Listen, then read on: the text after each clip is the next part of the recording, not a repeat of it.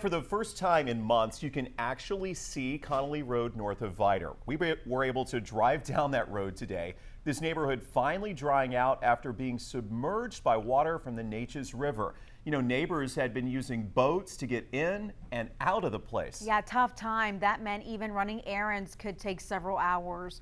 12 News reporter Kyle Orr returned to that neighborhood today. And Kyle, you also talked to experts about what caused that flooding. That's right, Jordan and Brenda. All of that water came downriver, and resident Nolan Myers says he's blessed to finally be able to drive his truck after being forced to switch from his keys to a paddle since February. It feels so awesome to have my yard back. Connolly River, that's right.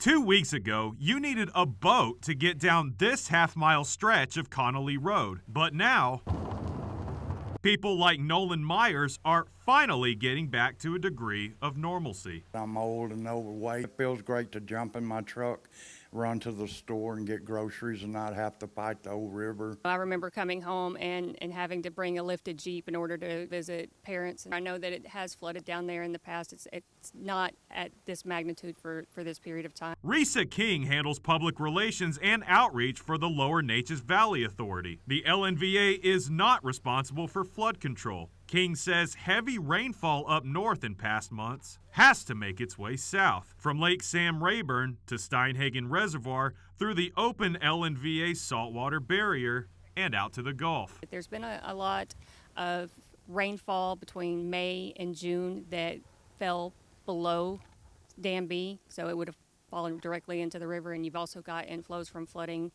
events that happen way up north. According to data from the Army Corps of Engineers, Sam Rayburn Lake levels went from under conservation pool elevation in May to almost 10 feet over that elevation in June before returning to normal levels in August. But fortunately, data shows both Sam Rayburn and Neches River levels are continuing to drop. But Meyer says he and the rest of the Connolly Road residents are staying prepared. We're always on guard.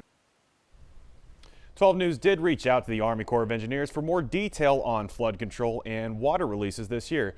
We've got no response to our text and calls. So live in the studio, Kyle Orr, 12 News.